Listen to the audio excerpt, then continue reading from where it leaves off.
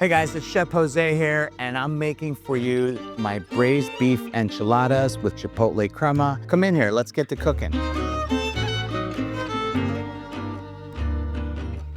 For our enchiladas, we're gonna start by making our beef. First thing we do in Latin cooking, really, the biggest staple is sofrito. So I'm gonna chop an onion, chop a pepper, get some garlic going, and we'll start it in the pan.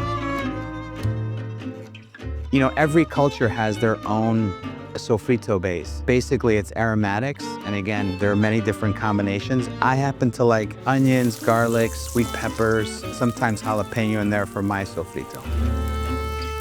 So the sofrito, you could see it's pretty well cooked. You're looking for translucent onions, translucent peppers. So I have some just lean ground beef. I'm gonna throw it right in here and basically chop it up. Whenever I make ground beef, I always make sure I season in this stage right here. Just when it's kind of raw before I break it up. I'm gonna do a little black pepper. That ground beef can be kind of bland if you don't put some seasoning on it early before it kind of seals from the cook. So this is a nice little trick here. And I still got my heat going pretty hot.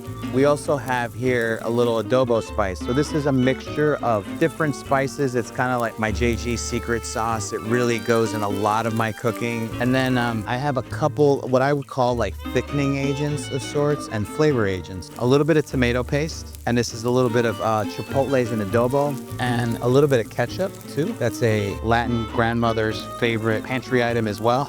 Secret, I would say. Ketchup just has the right amount of acidity and sweetness that, you know, certainly you can get there, but it's easier. It's all in one bottle. This goes right in. All right, so this is looking pretty good. And you can see there's a good amount of fat here, but that fat's gonna be emulsified by the stock. So I am gonna go ahead and pour some stock into this now and just kind of let that come together. I'll simmer this probably for a good like 20 minutes.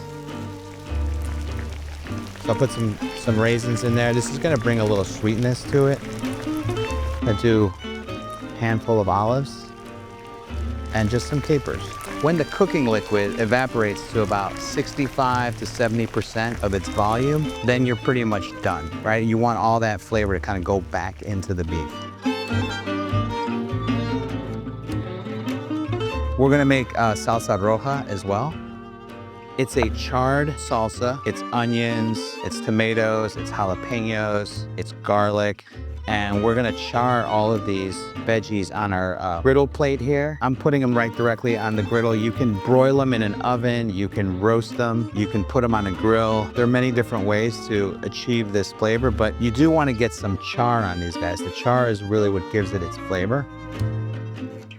Okay, so we have our salsa going, we have our picadillo going. Let's make our chipotle crema. I'm gonna put a little heavy cream in here. We have some just chopped tomatoes, a little bit of chipotle. That should be good. I'm gonna chop some garlic and just throw some garlic in there as well. We're gonna make a quinoa and kale filling for it. I'm gonna start with another sofrito. This is a sofrito that involves poblano peppers and jalapenos, so this is a little hotter. You know, with jalapenos or any peppers, all the heat lies in the ribs and the seeds. So if you don't want a lot of heat, you know, you take your knife and just kind of cut that out of there. And obviously, wash your hands afterwards, because there'll be a lot of heat on your hands when you're cutting those ribs out. I want a little heat in there, so I'm just keeping some in there. This filling is super versatile. You can use it on its own if you're a vegetarian. You don't need anything else. This filling is really excellent. And then we're gonna add some kale into here. A little chipotle is gonna go in here too. Put a little veggie stock in here. Corn, I'm gonna put in here as well. I have over here, my chipotle crema. I'm gonna add a little more broth to this, just veggie broth. And then, this is kind of a key ingredient here. Good old Philadelphia cream cheese. Why not? It adds a little bit of silkiness. And also when it gratins, it kind of helps gratin the enchiladas as well. So we're gonna put this into a blender now and we're gonna puree this up. All right, so my chipotle crema is buzzed. I'm just gonna put it right back in this pot. We're gonna season this up. and let that kind of come back to a simmer. So I'm gonna pull these things off the griddle, the tomatoes, peppers, and we're gonna make some salsa.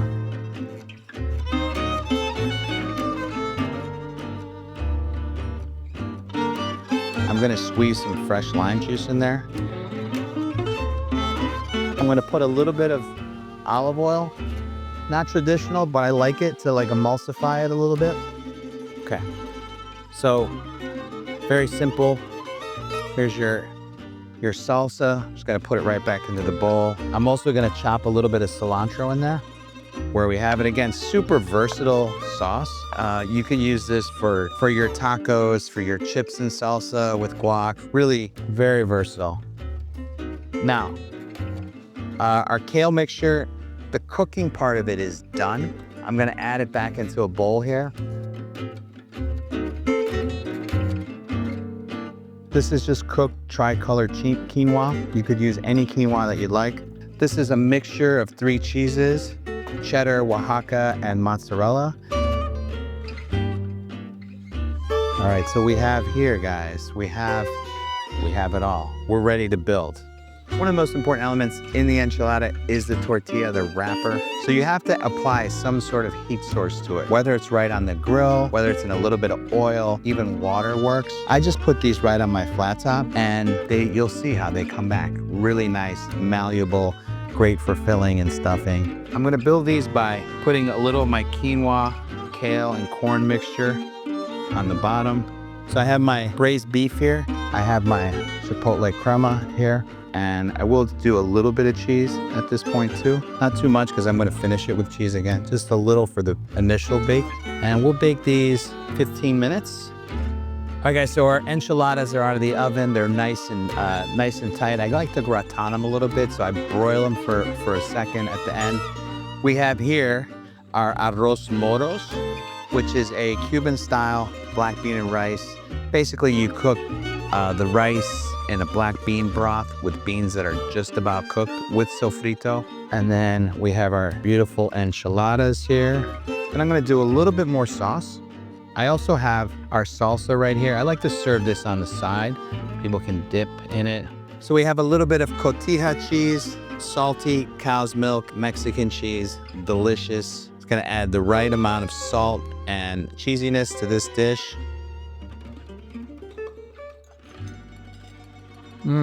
Delicious dish, if I do say so myself. Enjoy.